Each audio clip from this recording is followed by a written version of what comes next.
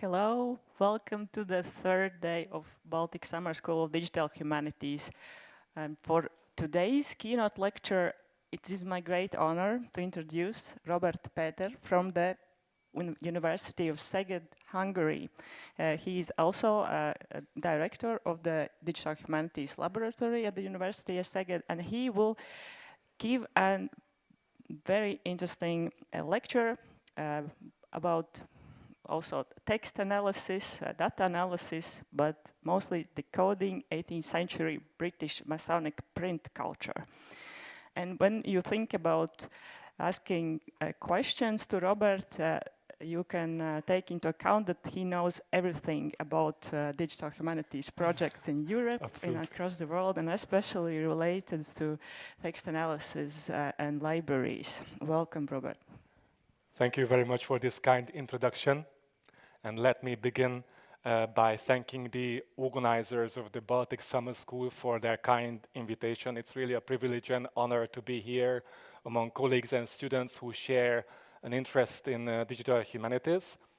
In my lecture, I will basically offer 3 case studies, and I use these case studies to demonstrate how computational methods can help us to reveal overlooked patterns, connections, trends, and even resolve questions about authorship of a given work. This is the structure of my presentation. First, I will introduce a text mining tool that we've been developing at my university for years. The reason why I'd like to briefly introduce this tool because I used it as a research environment for the first 2 case studies. So I will only summarize the workflow and the most important points that are necessary to understand the case studies. Then, as the entire lecture is concerned with the topic of Freemasonry, I need to briefly introduce what Freemasonry is.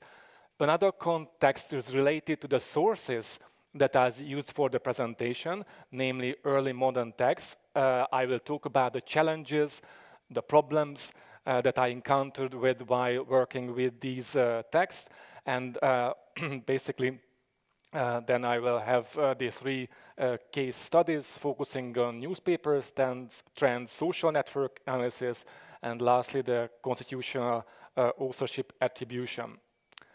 So the reason why we started the development of this EverMet program, EverMet stands for the Analysis and Visualization of Bibliographic Metadata and Text, was that in some years ago we organized a workshop, a similar workshop like this at my university, and we invited people from various faculties, including the Faculty of Humanities and Social Sciences, Software Engineering, Artificial Intelligence Department, and basically the key question or central problem of the conference was how we can use data-driven methods in humanities research, and the audience gave feedback, and basically the conclusion was that many of the people did not have the necessary coding skills, or those days most tools supported the English language. We didn't have a language model, for example, for Hungarian, and many people were unable to analyze large private collections.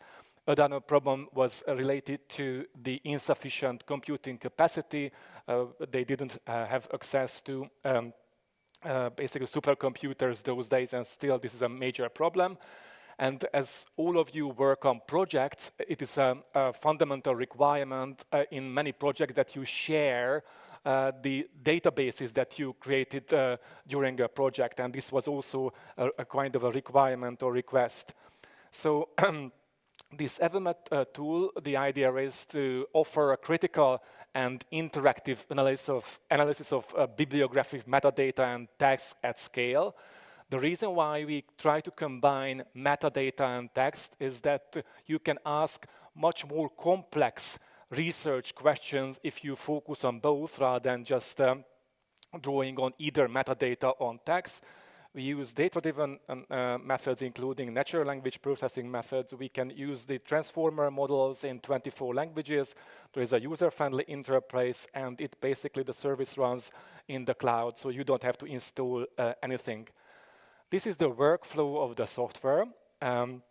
This is typical in digital humanities research, as you could see from the previous presentations. First, you upload your corpus, and it is necessary to clean it. Then you can configure each analytical module.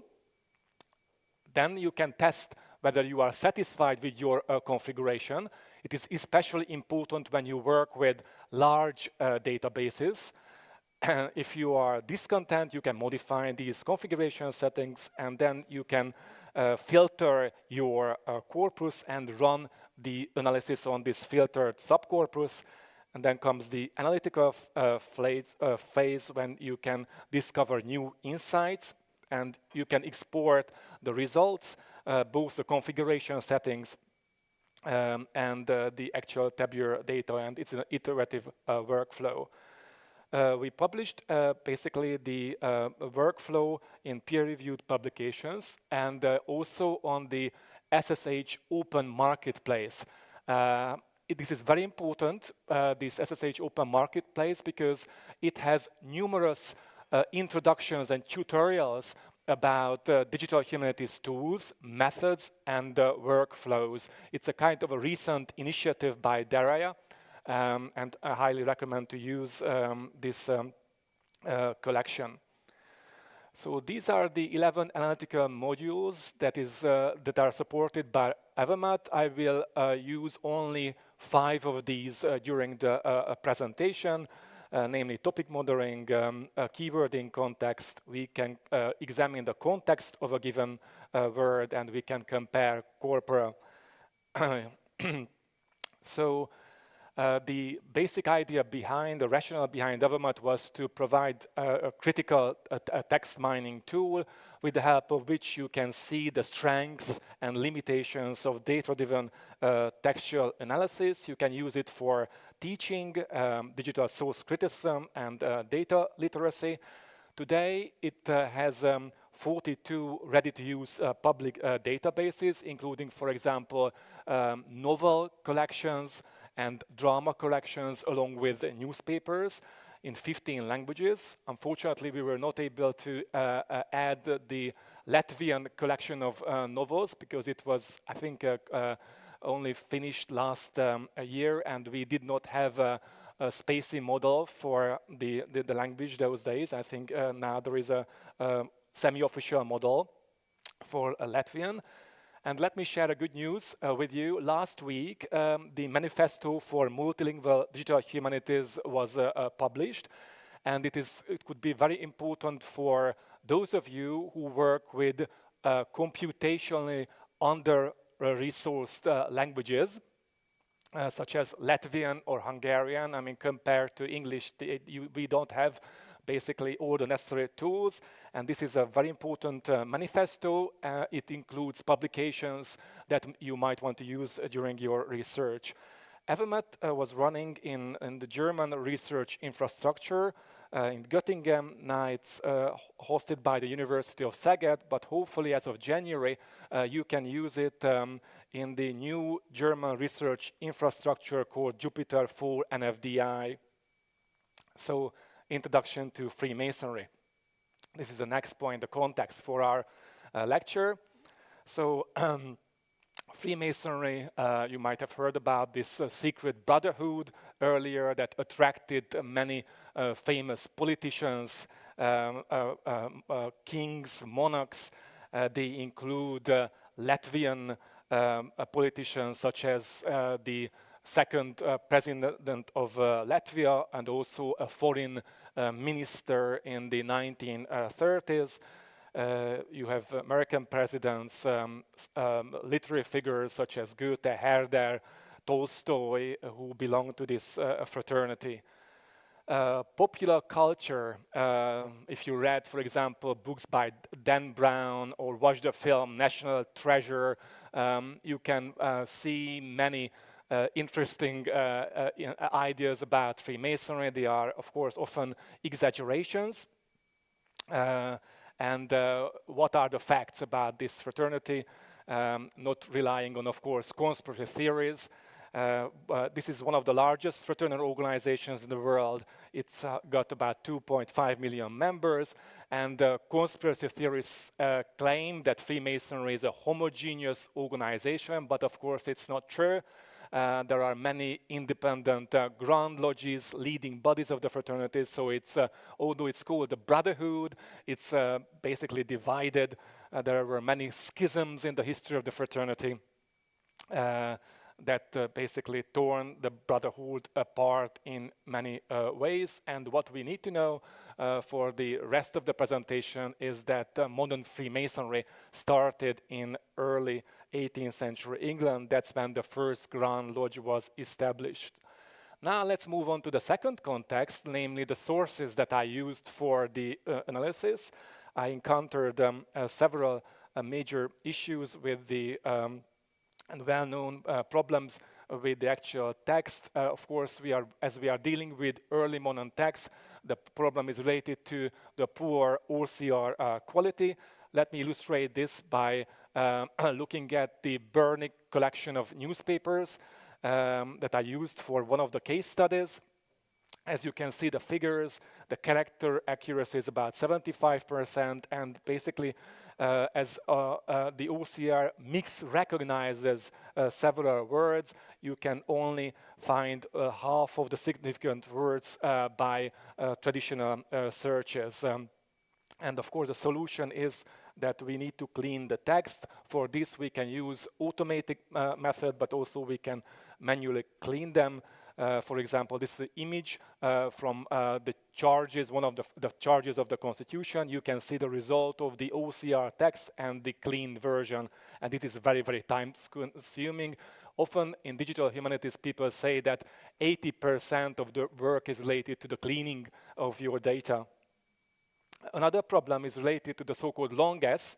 You can see an image illustrating the long S, and you can perhaps see by looking at the image why often OCR programs recognize the long S as an F.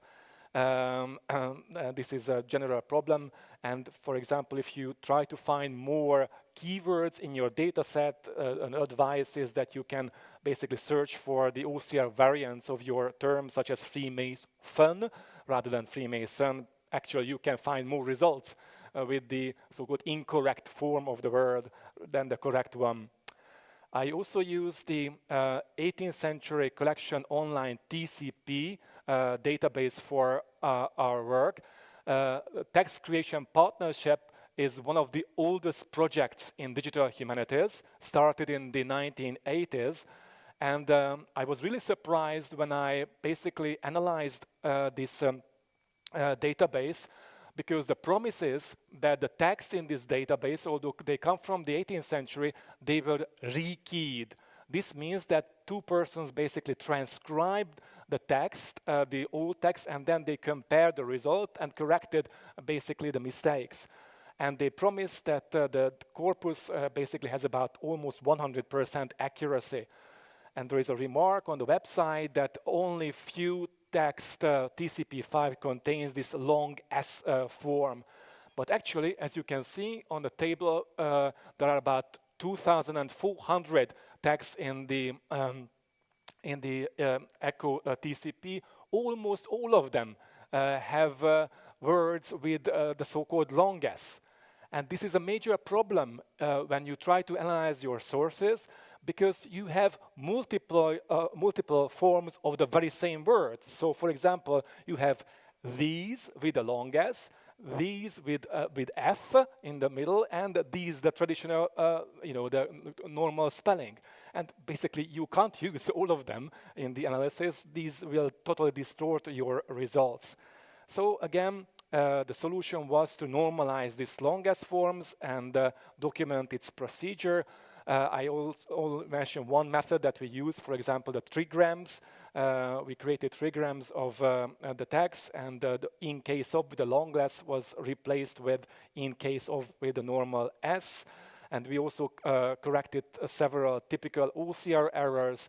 There were some limitations because, for example, some cases were really ambiguous. For example, if you look at the trigram must be thought with a long S, you can't tell whether it is thought or thought. So we honestly admitted that we could not resolve these cases.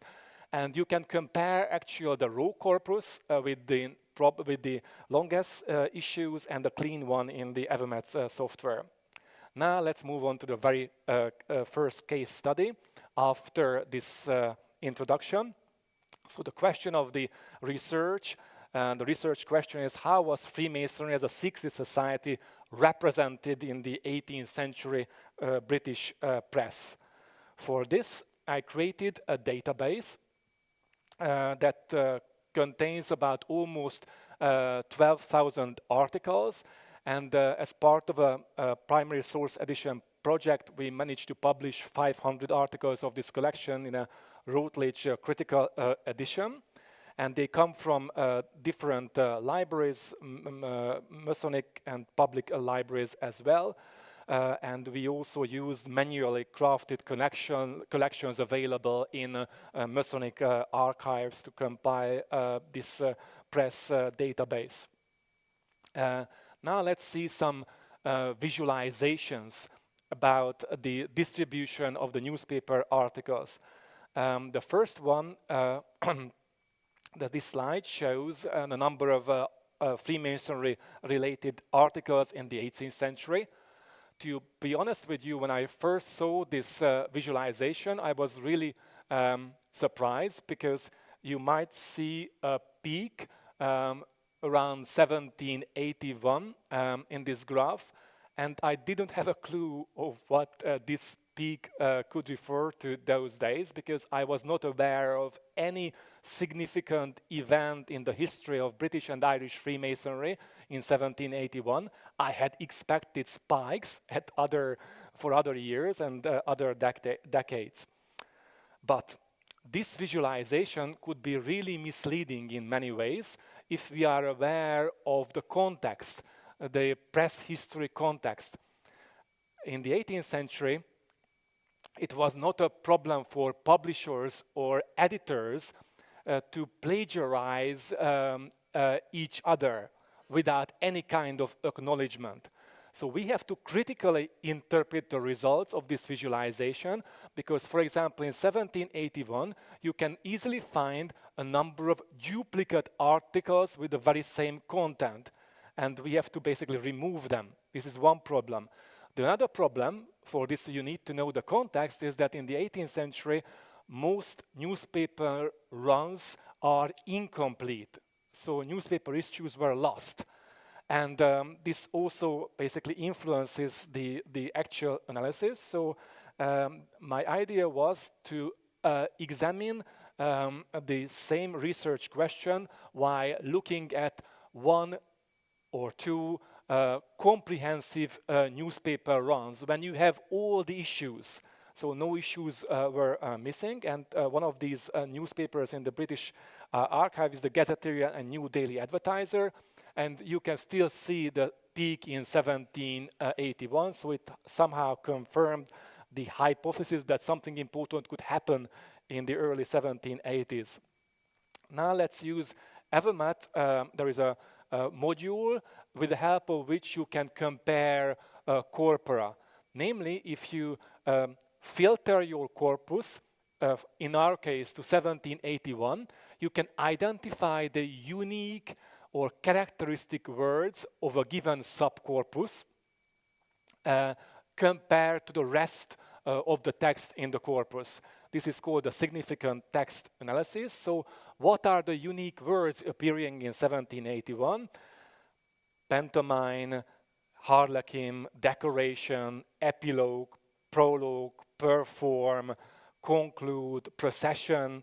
What is your intelligent guess about the event? What might be the topic or the theme that newspaper articles in the 18th century covered?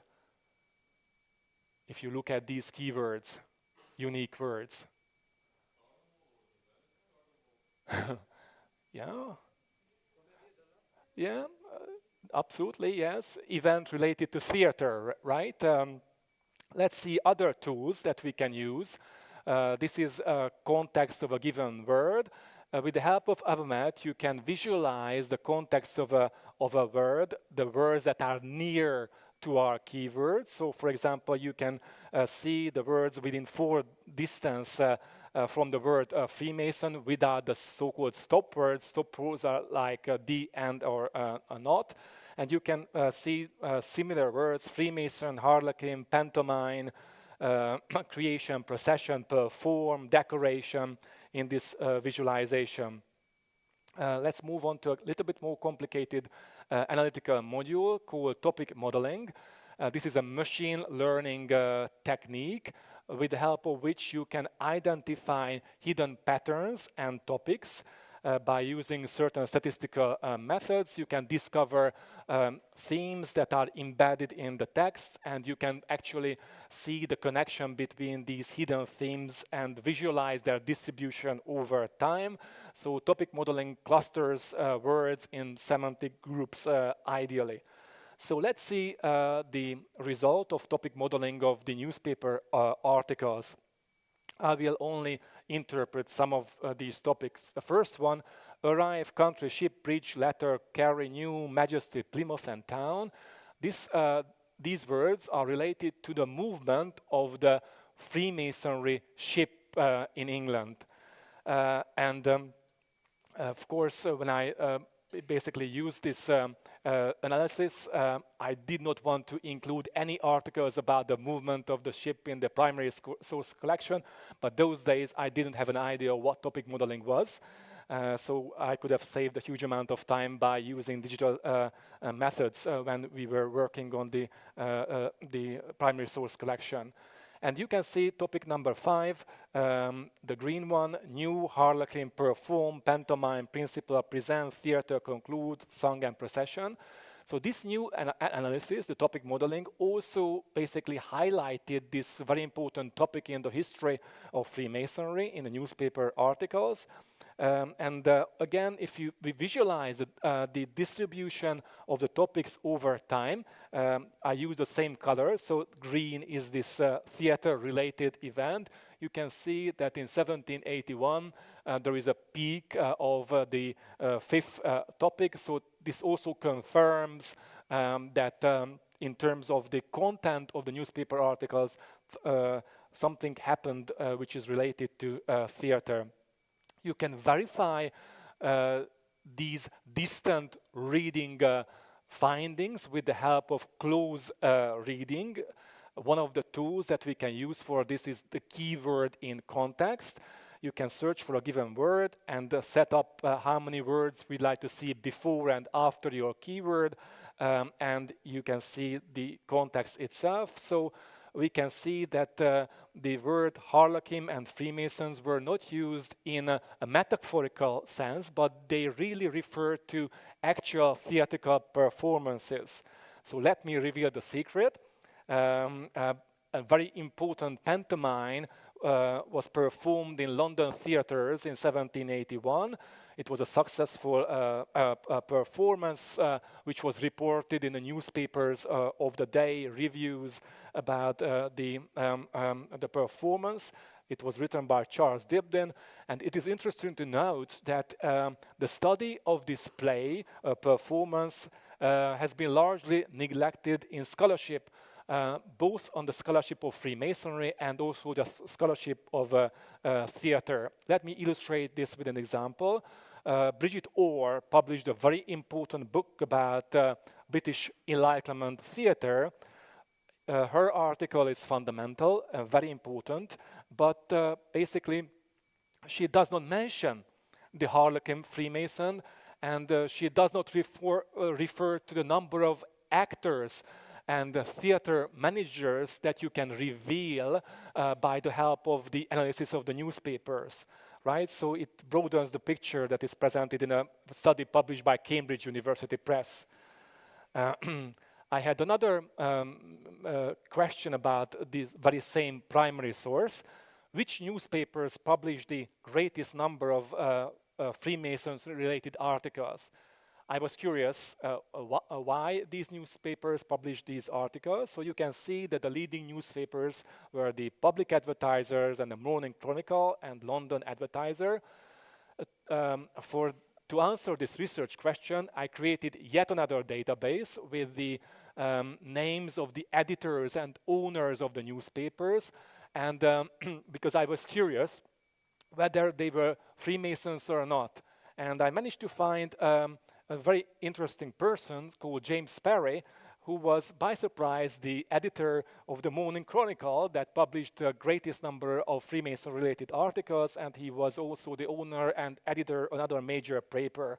And he was very, very influential in, for example, creating British journalism at the end of the 18th century and the early 19th century. And at the same time, he was a high-ranking Mason. He was a so-called Deputy Grand Master, one of the leaders of the fraternity. And his personality is important not only basically contributing to the public perception of the fraternity, but he signed a very important document in the history of Freemasonry. In my introduction, I mentioned that there were many rivalries in the fraternity. So, for example, the ancient and modern Grand Lodges were rivaling for 60 years in the 18th century and early 19th century. And there is a document called the Articles of Union that was signed in 1813, which basically unified these rivaling Grand Lodges. And you can find his signature in this document. This is a fundamental document in the history of Freemasonry because that's when the present-day Grand Lodge, the United Grand Lodge of England, was born. Right? Still, Masonic scholars totally ignored basically James Sparry in their accounts of Freemasonry. What are the practical lessons?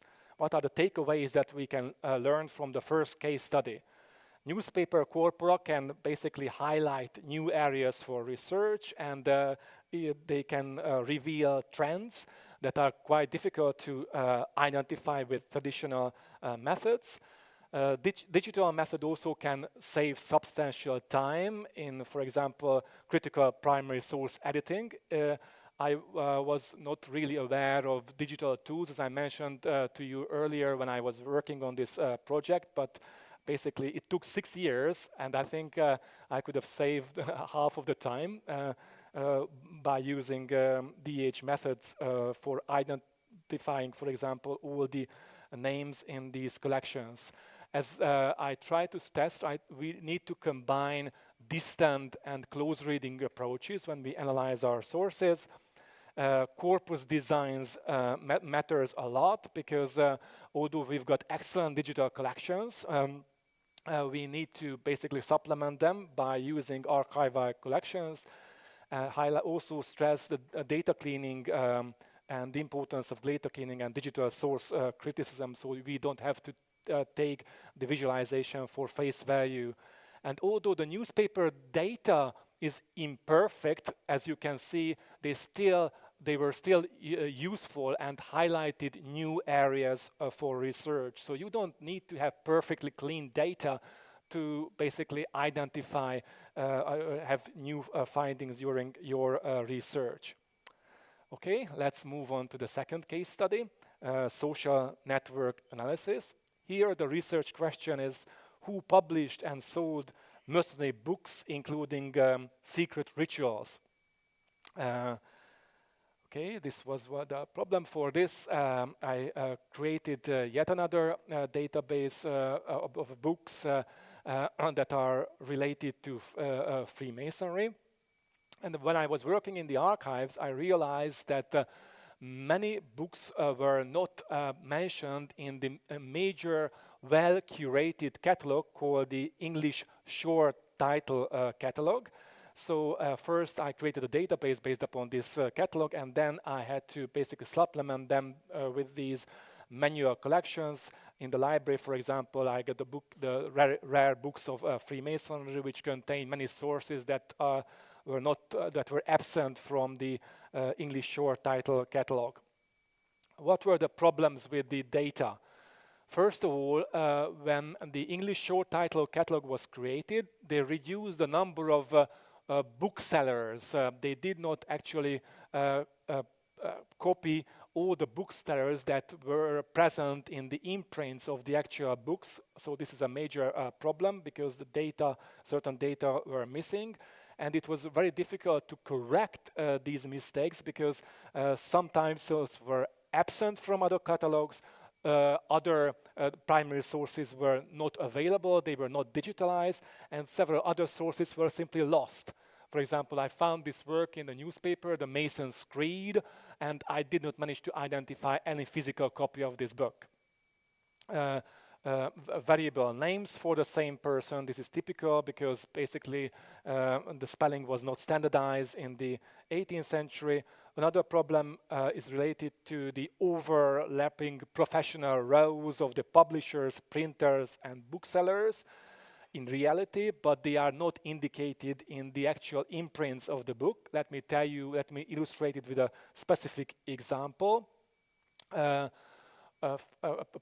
given person was, for example, could be a bookseller, was not listed as a bookseller, but we do know from other resources that he was a printer and publisher, right? And a given person had a registered bookshop. So it's natural to assume that if you are a printer and publisher, you sell your books in your own bookshop, but some persons were not listed as a bookseller, right? So we have to manually add and enrich the data.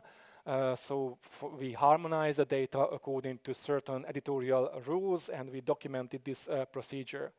This is the overview of the network. It's a very dense network. Of course, you can't see the individual actors of this database, but let's focus on an ego network of Thomas Wilkinson, and I will tell you why this is significant in scholarship. For many years in the history of Freemasonry, scholars argued that there were secret publication or there were so-called exposures of the secret rituals of the fraternity. So some anti-Masons wanted to reveal the secrets of the fraternity, and they published the so-called exposures in several books. Jan Snook, a major historian of Freemasonry, came up with the idea that this is not quite right. Actually, he realized that these secret exposures were actually written by Freemasons for Freemasons, but they tried to mislead the public by introducing an introduction to these secret rituals in which they mocked and ridiculed the fraternity. He compared the original rituals with these exposures, and he concluded that basically they are very similar. So I wanted to test basically Jan Snook's hypothesis about the exposures, and what we can see here on this network, you can see the blue nodes are the actual authors, the green ones are the booksellers, and Thomas Wilkinson was the publisher. So actually Thomas Wilkinson published both the most important legal document of the fraternity, namely the Constitution, and several exposures. So it would be totally illogical to assume that the leading body of the organization asks a person to publish both the Constitution and the secret revelations of their rituals. Of course, they collaborated with each other. So it basically reinforces Jan Snook's thesis. And you can see the historical evidence by looking at the imprints of the actual rituals published by and sold by Thomas Wilkinson. Practical lessons from this network analysis. Even well-curated digital collections such as the English short title catalog are incomplete. Try to avoid this offline penumbra phenomenon mentioned by Patrick Leary, who argues that many researchers these days only use digital collections for their research, and he encourages researchers to consult archival resources, which should not be ignored. And as we have seen, we try to harmonize names disambiguate them before building the actual network, and also we had to document all the editorial decisions and corrections. Let's move on to the very last case study. And here the research question is, who wrote the first constitution of Freemasonry in 1723. For this, we need to have a little longer introduction about stylometry, because I use the methods of stylometry during the analysis. So what is stylometry? Is the quantitative study of writing style, and it tries to measure recurring linguistic patterns such as word or character sequences, and compares them across texts. And by using these linguistic patterns, you can provide evidence about disputed authorship, genre analysis, period or textual tradition. A well-known example from authorship attribution is related to Shakespearean studies. If you look at the critical 2016 critical edition published by Oxford University, in the introduction you can see that 14 plays were actually co-authored in Shakespearean corpus. For example, one of the co-authors was Christopher Marlowe, who wrote the first parts of Henry VI. Another co-author was John Fletcher, right? And having the right authorship is fundamental when we interpret Shakespearean dramas. So how can we and why can we how can style identify authors? Let's introduce another term, the stylistic fingerprints or authorial fingerprints. They are really subtle authorial patterns that are very difficult to detect with the naked eye, and you can't really control the use of these linguistic patterns, such as the most frequent words that you use. For example, the definite articles. Here I used the Latvian national anthem, and I highlighted the function words. Are, it, where, the, are, us, out of joy, within. Function words do not, their primary purpose is to serve as grammatical purpose rather than carrying lexical meaning, and that they are typical of your writing style. So what we should measure during the stylometric research? Sequences of consecutive items. They are known as n-grams. So for example, in this national anthem, the single words are unigrams, God bless.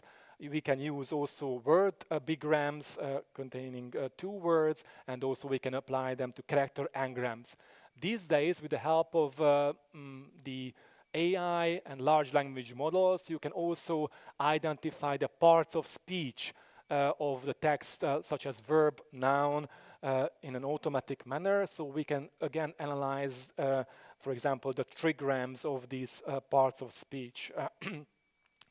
How does a text become a vector? In stylometry, we use relative frequencies rather than raw numbers. So earlier I talked about these function words such as the, of, and on, and you can calculate the relative frequency of these words in a given text and all the texts that you would like to compare, and these relative frequencies create a vector, right? You can see the same numbers in text A, and each text basically is represented by a vector of these feature frequencies in a high dimensional stylistic space. And the idea is basically to compare these vectors with each other to calculate the distances of these vectors. What is the central idea of authorship attribution? So we've got a text, a disputed text, whose author we are not aware of, right? We have certain guesses, hypotheses about who could be the possible author. You can see author A, B, C, or D. The key is the objective is to find the so-called nearest neighbor among the available candidates. And we apply the methods of authorship attribution. The assumption is that the author among the candidates. There are other methods, for example, authorship verification, where but this is not the assumption at all. So texts can be compared with each other, and we can measure the distances of these vectors by using so-called different distance measures. And you've got a number at the end of measuring these distances, and the smaller the distance, the greater the stylistic similarity is. So, yeah, perhaps it's a bit complicated, but you see the examples later. We should also differentiate between unsupervised and supervised methods in stylometry and in machine learning in general. Basically, with the help of unsupervised method, you can group the text by their stylistic similarity. The algorithm does not use the label text at all. A typical tool in unsupervised methodology is the cluster analysis. And whereas the supervised methods, you've got the training set and the test set, and all the authors are labeled. And basically the model can learn from the patterns from the known authors, and it will basically use these patterns to predict the likely author of a new text during this process. So another Latvian example, in Latvian literature, you've got different versions of the Lord's Prayer, and this is a cluster analysis which was published 3 years ago that shows basically the different groupings of the Latvian Lord prayers. And what we can see in this visualization is that Johann Arnold Brand's version of the prayer is quite unique and distinct from all the other versions of the Latvian prayer, Lords of Prayer, published in the 16th and 17th century. Okay, the last theoretical point is related to cross-validation and significant text testing. Basically, cross-validations help us to prove and examine the reliability of our methods, and significant testing is used to test whether an observed result is likely due to chance or reflects a real effect. This case study was the result of collaboration. I asked my sons to help me to transcribe and correct the OCR mistakes, for example, in the Masonic corpus, and also I collaborated with Alejandro Javerban, who is a mathematician and computational statistician. So this is the original document, the primary source, the Constitution of Freemason, that we are going to examine from a stylometric point of view. It is one of the most quoted documents and debated documents in the history of Freemasonry.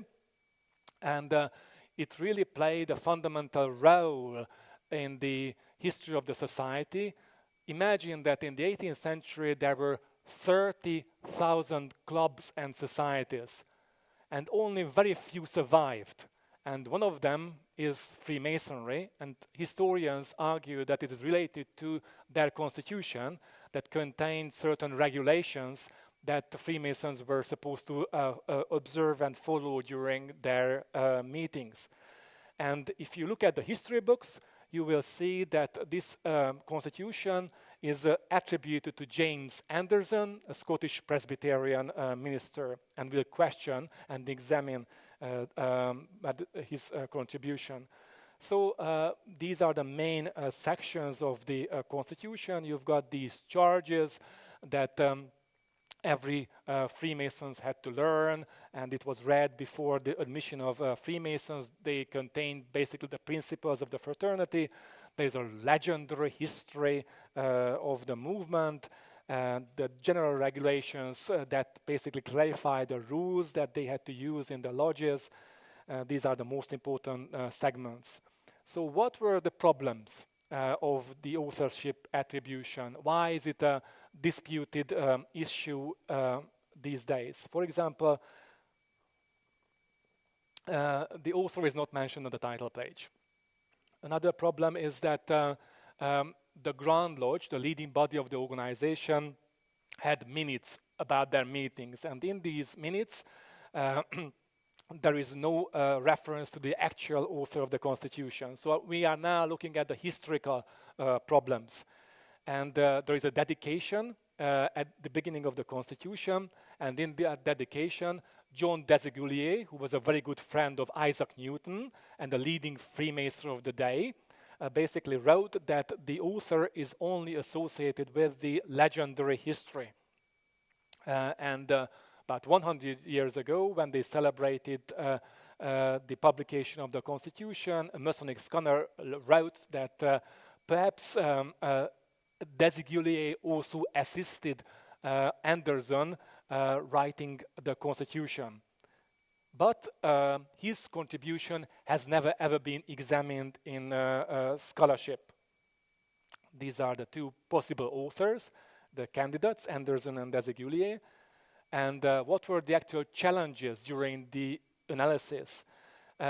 Non-standardized spelling that I referred to earlier, the corpus that we had from Anderson and Desaguliers, they contained a text of various length, and they came from a different thematic background. So we could find, for example, sermon, theological treatises, physical experiments, histories, legal documents, letters. So they were very, very diverse. And we can assume, based upon the earlier hypothesis, that they could collaborate and co-write certain parts of the Constitution. Another major problem was, and this is a problem today in authorship attribution as well, that you don't know to what extent a given publisher or editor actually modified the original manuscripts that the author submitted to the press. And as the standardization of spelling was not clear-cut in this period, the way that we tried to resolve this problem was that we created two separate corpora with the original spelling and the modernized spelling. For example, the arrived with an apostrophe became arrived in the modernized version, and we performed all the analysis on both corpora. And the conclusion was that the original wording performed better during the analysis. So what were the guiding methodological principles that we used during this study? This was a multi-methodological approach that we adopted. We performed about 25 analysis across multiple methods and configuration. Robust testing was important. We tried to test the results across thousands of parameters and combinations. For example, earlier I mentioned different distant measures, Euclidean, Manhattan. I did not want to go to the details, but there are 11 of these, and we tested all parameters and configurations. And the underlying idea was that we wanted to avoid cherry picking. So, of course, scholars these days have certain hypotheses in connection with their primary sources and research questions, and we could easily pick up a preferred configuration to prove our points, to prove our hypothesis, and that's what we wanted to avoid and test basically all possible or all justified parameter combinations during the analysis. So this is the outline of the methodological workflow. The first phase, in the first phase, we tried to find those methods and the algorithm with the help of which we could distinguish between the known texts by Anderson and Desigurier. So we were seeking for those methods which could tell the known works of Anderson and Desigurier from each other reliably and accurately, and we only applied these methods to the disputed texts, right? So this was the central idea, and then we evaluated the cluster analysis results and also the supervised classification results, and at the end of the workflow there was a significant testing about the attributions. So this is one of the results of the cross-validations of the supervised methods of all distance measures. You can see the different distance measures in the first line, the delta, cosine, ergamon, and I highlighted bold those metrics and features that pass the cross-validation. So we only use these methods to vote for the disputed text during our analysis. One visualization is the so-called bootstrap consensus tree, which basically helps us to aggregate all the multiply clustering results into a single tree. You can see that the texts by Desigurier are in blue at the bottom of the screen. The Anderson's texts are in red. And there are two works, the legendary history with its footnotes in black that are quite near to Anderson's writings. There is an assumption that we can assume that they were written by Anderson, but there are texts such as the so-called charges and regulations that we mentioned earlier that are between Anderson and Desigurier's clusters. So our assumption was that they were written by both. Let's see another analysis, the cluster analysis of the charges, where you can see distinct clusters, again Desigurier in blue, and you can see that the first charge is very close to Desigurier text, whereas there are charges above Anderson that were clearly written by Anderson according to this analysis, and there are certain charges which are between the two authors in the clusters. And we had to examine basically these mixed authored charges. There is an excellent method in stylometry called rolling stylometry, with the help of which you can examine works of mixed authorship. The basic idea of rolling stylometry is that you divide your text into overlapping segments, and you perform the analysis of each overlapping segments, and by doing so you can actually analyze and see the development of the style or the changes of the style in a given work. And here, if you look at the first segment, it is the first charge, and it is definitely attributed to Desigurier, right? And I don't have the time to go through all the other segments, but the method is very important. This quite important machine learning method, rolling stylometry, for your research. And of course, as I mentioned earlier, we also evaluated all the 25 analyses. And what was surprising that basically there was a significant agreement between the different analyses. You can see the results there. And I think the reason could be that there was basically a convergence of the analysis despite the text length and topic differences, is that Anderson and Desigurier had very different writing styles, distinct authorial profiles or fingerprints, if you like. So this is a summary of the results. The historical in line with the historical evidence, the stylometric analysis confirmed that the legendary history was written by Anderson. In the charges, there are charges which were closer to Anderson or Desigulier's style. You can see the list. And there is a charge, for example, concerning God and religion, which was written by Desigullier according to our analysis. And I should admit that there are charges where we don't have conclusive results. We could not tell, based upon the statistical evidence, whether Desigullier or Anderson wrote these charges. And this is not a problem. This is not a failure in our methodology. It is natural that we don't have enough or sufficient statistical evidence to prove the authorship.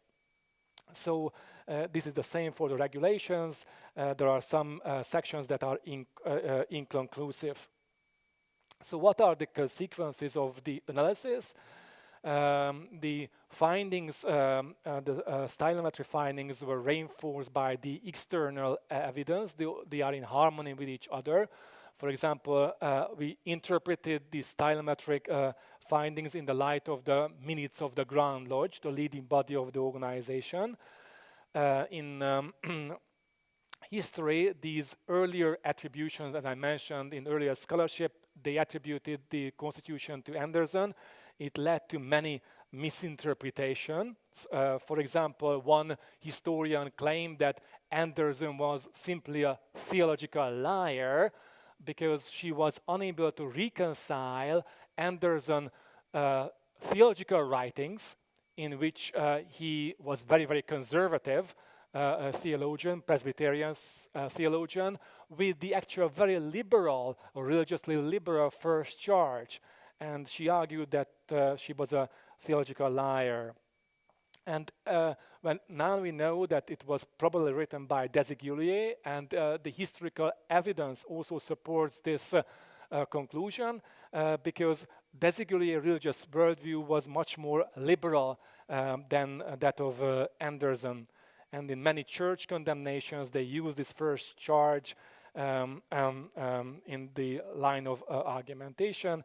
And the analytical results also reveal that Anderson played a much more important role in the organization structure of the lodges because he wrote several regulations as well. So, a warning before I conclude. I uploaded the same text to ChatGPT, in particular a very stylometry expert GPT, and of course I asked the same research question, and this is the result.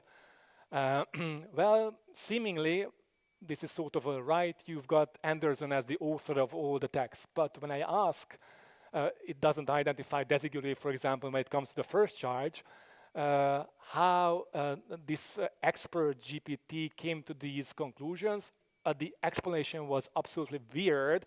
For example, it turned out that the machine learning algorithm used the so-called content words to find similar text. And this is very, very dangerous because focusing on the content words, let's say both people, Anderson and Desigullier, published theological treatises.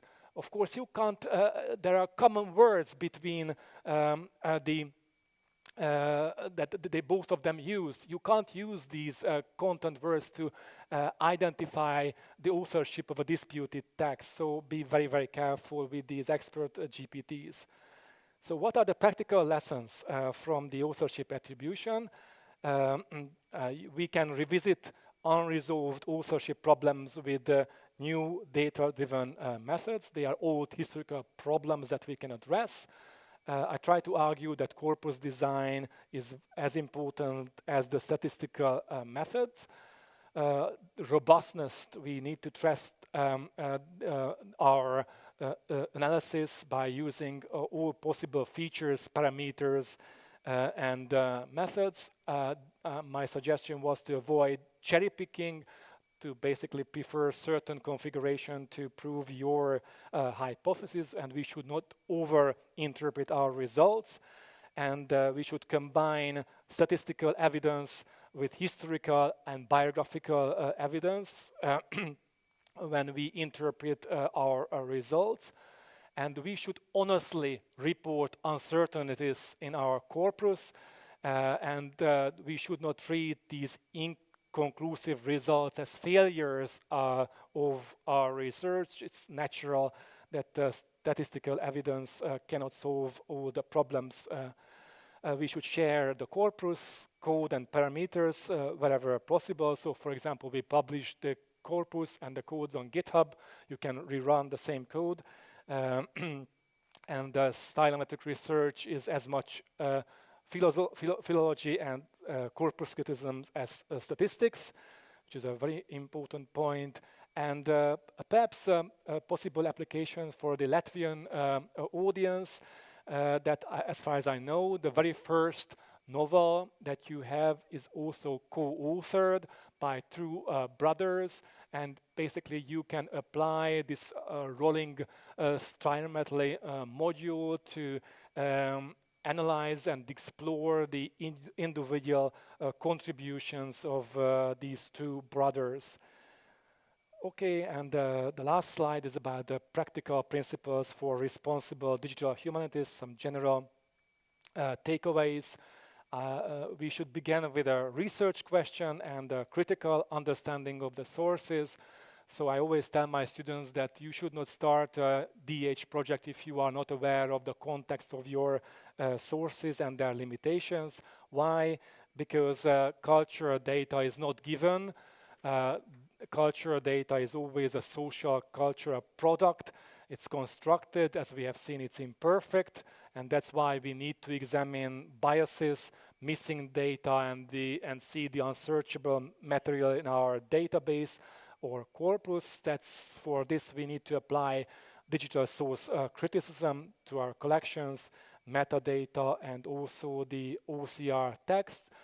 As for the codes, programming codes, we should understand the logic of the code, not necessarily every detail.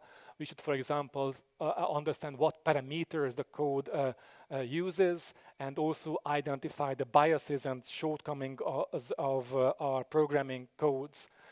I try to argue that these computational outputs as evidence, they are evidence and not conclusions. We have to critically interpret all these results in the light of the historical evidence.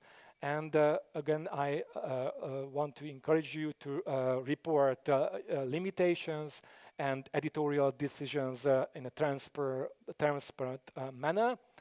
And we can use these computational methods to identify overlooked patterns, test existing hypotheses, and open new areas of research. That's what I wanted to basically demonstrate with the case studies. And we should open to the surprises and the unexpected results during our analysis, because they can question our previous hypothesis. And let me conclude my lecture with a quotation from Peter Burke, the historian. Statistics can be faked, but so can tests. Statistics are easy to misinterpret, but so are text. Machine-readable data are not user-friendly, but the same goes for many manuscripts written in almost illegible hands or on the verge of disintegration. So traditional and computational analysis both require critical interpretation. So final statement could be that I try to demonstrate with these case studies that computational outputs become meaningful through source criticism, contextual knowledge, algorithmic understanding, and methodological transparency. Thank you very much for your attention.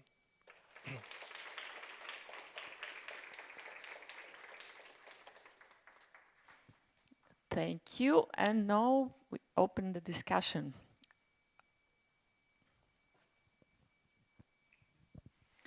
Thank you very much for your really interesting lecture. I have two questions. One is, could you tell a little bit more about the role of editor in bringing together the contribution of both authors, of Anderson and the other, in establishing the constitution, since editors had big role in both, of course, editing, but at the end of the day, publishing the work. And the second question that builds on your research and allows us to ask more questions is, how can we hypothesize how the process of writing and perhaps collaboration, exchange between these two authors looked like, since we know that there was no single author of the Constitution, and based on the digital methods we can see that there was something more going on during the process. So these two questions. Thank you. Okay, thank you. Basically, let me answer the second question. The historical evidence suggests that first Anderson created the text of the Constitution itself. He was asked by the Grand Lodge to compile a new document based upon old resources, such as the medieval old charges. He needed money because he was bankrupt those days, so that's why he compiled the Constitution.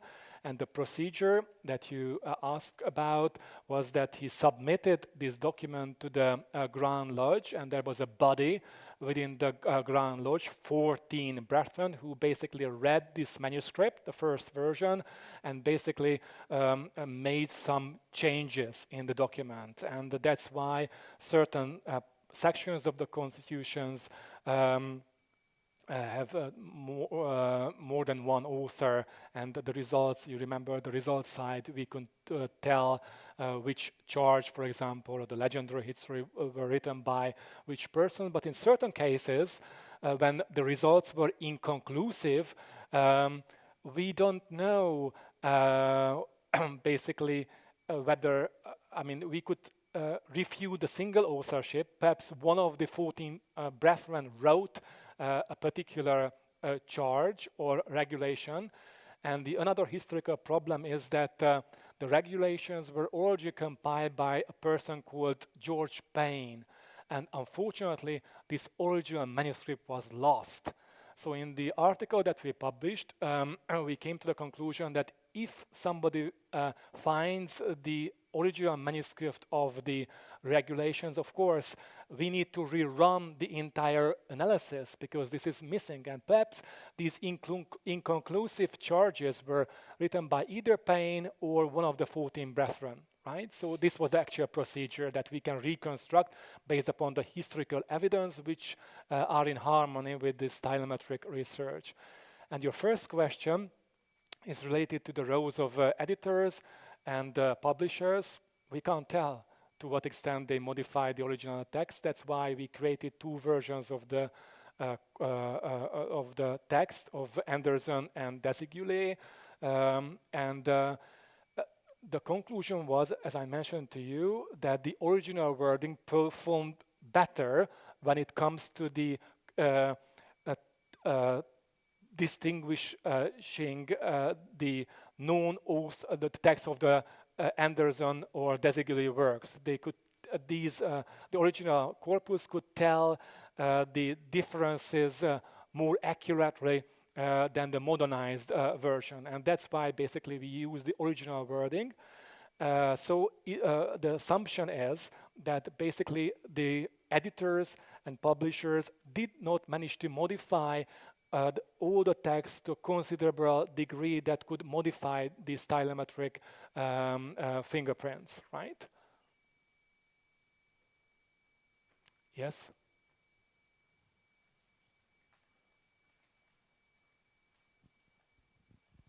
Thank you for your inspiring lecture. It was really interesting to hear more about the 18th century newspapers. I have worked with ECO dataset during my study period. And we worked with diachronic word-to-vec models. But I wanted to ask about stylometry. Why did you use stylometry in your research instead of, for example, text reuse algorithms? And what are, for example, limitations for stylometry or text reuse algorithms, what you have observed? Thank you. Yes, I know about these text reuse algorithms, but they don't help you to identify the authorship of any disputed text at all. Basically, a text reuse algorithm, the idea is that they find parallel text, common passages between different works, and you can basically visualize a distribution of these verbatim passages that are repeated in works. You might want to check one of the most recent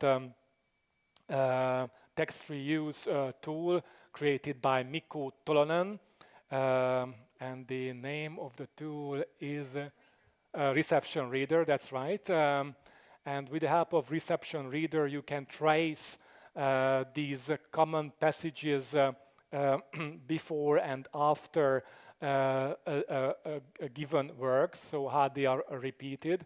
And you might want to know about the most recent project related to text reuse. Mikko Tolonen and his computational history group in Helsinki also created a new software with the help of which you can mine the translations. That means this came out 2 months ago, and with the help of which you can compare, for example, the Gallica, the French major national database, with the ECHO, and you can find a text reuse in translation as well. This is strongly related to the semantic meaning of the text rather than the verbatim references that the reception reader identifies in the first page. I think this is a major development in NLP and historical research, that we can now basically detect translated passages between different languages. And these databases are absolutely huge, right? For example, ECHO contains about 300,000 books, and I don't know about Gallica, but this is again a major resource for French historians running from the 16th century to the present day. So if I can add on the topic of the text reuse versus stylometry, if we're talking about the stylometry method used in your presentation, this was, I believe, stylo Yes. package in R, and it, I think, employs the same principles that we would use in the text reuse. So text reuse classically looks at the fragments of text and looks at passages and sees if these passages are repeated somewhere, but this can be applied also to larger text, to articles, and even then to books. And stylometry applies these text similarity methods to the entire books if needed, but the algorithms that are used, some of them overlap, I guess. I'm not a computer science, so I couldn't say which ones, like the Manhattan distance, Euclidean, probably there are some of these, but then stylometry group developed their own even better distance metrics, the deltas, that they were developed by experimenting, specifically looking at what works for these monograph length works. But I think in essence this is not like something, this is the same basic principles for text similarity metrics, only this is a deeper explored in a stylometry method. But I have a question about the times of land surveyors. One of the first of two, actually that year, 2 novels were published, but one of them, the most famous one, was the Times of the Land Surveyors. And I know that students who use Stylo, they sometimes experiment with the looking at this book, but I don't know whether this could work for a serious research, because from those two authors, only one of the brothers wrote other novels, and the second brother, he has the other texts but not novels. And would this even work? Could we find nearest neighbors among his different genre texts? So how this would work if we don't have other novels for one author, different texts, how this would work? Yeah, this is a very important question, because in stylometry, the ideal scenario is that you compare texts of the same genre, but it's not always the case. In our case study, we had very, very diverse texts, ranging from theological treatises to letters, texts about physics, physical experiment. Desiree was a physician, basically. So the very important starting point is, in this case, is that one brother published only novels, the other types of documents. You might remember the first phase of our workflow. If you manage to find certain methods that could tell the known texts of the two brothers from apart, that's okay. You can solve this research problem.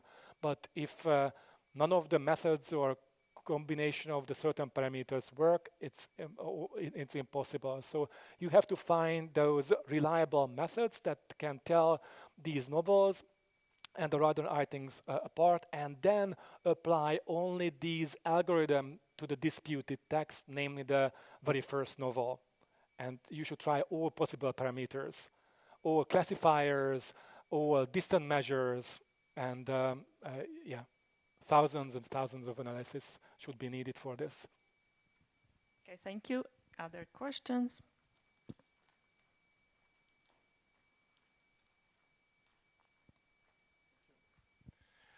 Hi, thanks for the interesting presentation. I have two questions. First one, is the Freemasonry Press database online? And the second one is, can you elaborate more on how you identified those press articles on Freemasonry? I'm curious mostly whether you found them physically and digitalized them yourself, or you found them online in public repositories, and if the latter, then how? Thanks. Yeah, let's get started with the second question. First, I used the Burney collection of newspapers as a starting point, because it contains basically digitalized version of the newspapers in England and Ireland. And as I mentioned to you earlier, it is incomplete, and for the queries, I use, for example, all different OCR variants, for example, Freemaphon or Masonic, and by doing so, I managed to identify, I think, about 6,000 references to Freemasonry in the 18th century press. And then I worked in Masonic archives when amateur Freemasons actually typed newspaper articles, and they have certain collections. Or sometimes they had, in Ireland, for example, in Dublin, they had a handwritten collection of newspaper articles. So it was a very, very time-consuming process. I had created a databases of these archival collections, and I go back to the original digitalized versions, because by looking at these archival collections, I managed to find also those articles which are in the digital collection, but I was not able to find them because of the poor OCR. So I checked how a given word was recognized actually in that digital corpus, and rerun the search query again. So and I found more results. So this was basically the procedure. And unfortunately, I forget your first question. Yeah, no, it's not online. No, this is not online. Yes, the Burney collection is behind a paywall. but this database is not. We published basically 500 articles from this collection in this primary source edition, but the entire database is not online. Yes. Thank you very much for the presentation. I have a question. You mentioned about booksellers and the printers. Yes. Are there instances where you have tracked this kind of inconsistencies, let's say, and how did you approach actually creating the metadata for them? Was it from our interpretation point of view that probably this is the booksellers or also the printers, or did you have a different strategy on how to like contextually document them as metadata? Thank you. Yes, to come up with the editorial principles, there were inconsistencies between booksellers and printers. I used other resources as well. On one of the slides that I deleted in the morning, I had a book catalog index, which is about a British excellent catalog about printers and booksellers. For the context, it was a very important resource. So, for example, if I went through all the entities, all the persons in my original database, and I checked what this book index actually had about these persons. And if I found that, for example, a printer had a bookseller shop, I also enriched my metadata accordingly, right? This was a major help for coming up with the editorial principles. So I tried to use different resources. And another method was to go back to the original title pages. Because as I mentioned to you earlier, in the English short title catalog, perhaps some librarians were lazy, and they, after the third bookseller, they did not type the fourth or fifth one. And I also enriched the metadata by looking at the original imprints of the book, but often they were not available, as I mentioned in the presentation. So historical records are extremely complex, and the current database I know is incomplete, but that's what need to be, we have to cope with these incomplete data. As you could see, although the database is incomplete, they can highlight important questions of research. Thank you very much for this very inspiring lecture and presentation. My question is about this rolling stoichiometry methods. So you mentioned that you used it for detecting this mixed authorship. Mm-hmm. So how about, or do you think that we can use these methods as understanding, for example, the writers changing his style in his writing career, for example, in the first 20 years, he can write another style and then he changed. So can you use these methods also for the one person, but two different, like, just style, let me say? Very, very good question. I don't have the immediate answer for this because rolling stoichiometry was created to analyze mixed authorship, and this is an absolutely valid problem that a person's writing style changes over time. Just briefly reflecting on the current project that we are working on, there is no baseline study on Hungarian novels, authorship attribution study, and we created basically certain temporal clusters, even within the lifetime of a single author, about 20 years clusters, with the help of which we can detect the changes of a given author's style over time. And the idea of this research is to find which are the best configuration settings to identify the authors in a larger corpus. And I'm just thinking loudly, so if we find differences in our baseline study, let's say in the first 20 years of an author's lifetime, what would be the best methods and parameters and configuration settings which, for example, worked in the first 20 years, and how they differ, for example, in the next 20 years. From this perspective, you can see how you can measure the changes of the style over time, but I'm not sure the rolling classify algorithm is appropriate for this. Yeah, but yeah, perhaps we should ask Eder, who wrote the software, but I doubt, because you know that the assumption is that there are some distinct authorial fingerprints, and of course, I think given authors' stylistic fingerprints do not undergo significant changes over time, but perhaps I'm wrong. I think it depends from author to author. Yeah, it could be, yeah. But in Stylo package, there are other functions, for function packages. So rolling stylometry is one, classically used for detecting changes of style in one text. But then if you use different methods, you provide to the algorithm different authors, but also several works of one author, and you designate from which year this is, and then the dendrograms or other types of PCA visualizations, they deliver you the results, how close are the works of a particular author, and then you can literally see if there is this change over time, whether they remain the same, similar to each other, or later works are clustered closer together, earlier works closer together.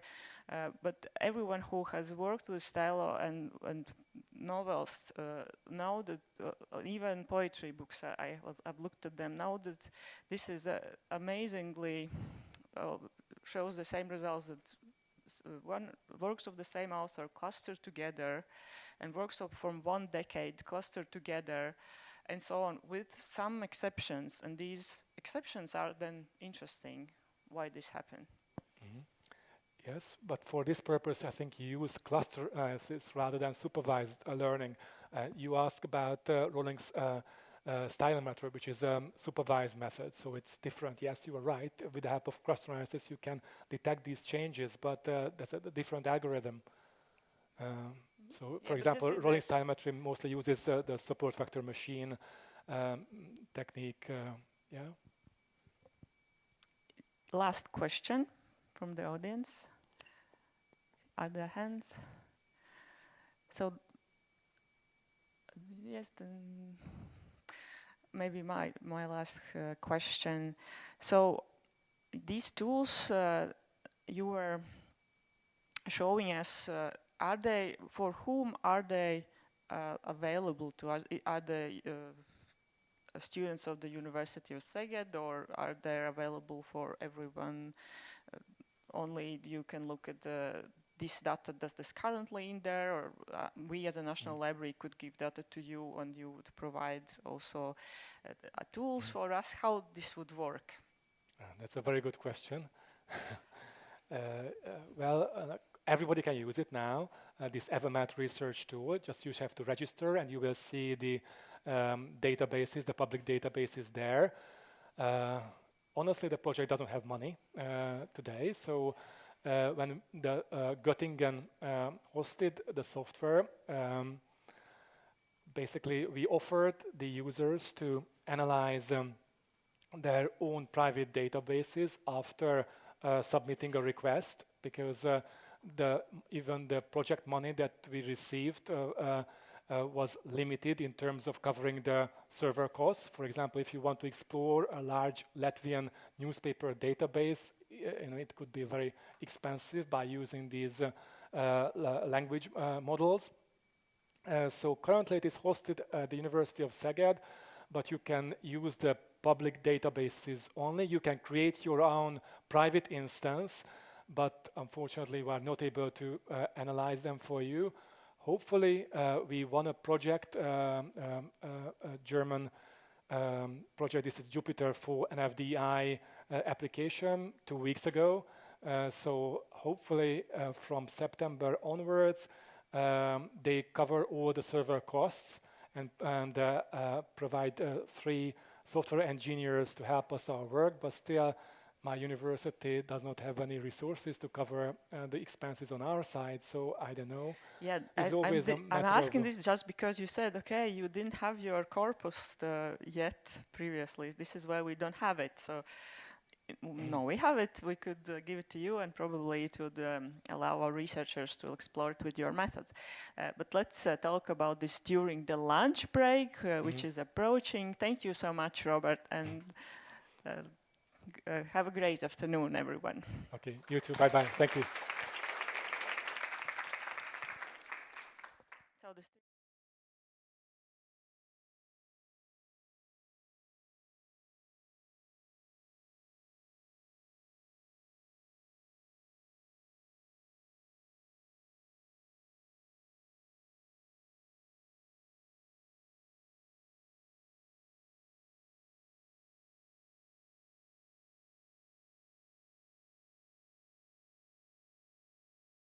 if you're interested, the next coffee break today will be shorter than other days. It will be really just a short break, and if something will be left from our coffee breaks, then we can use it. So eat a good lunch. This is my advice to you.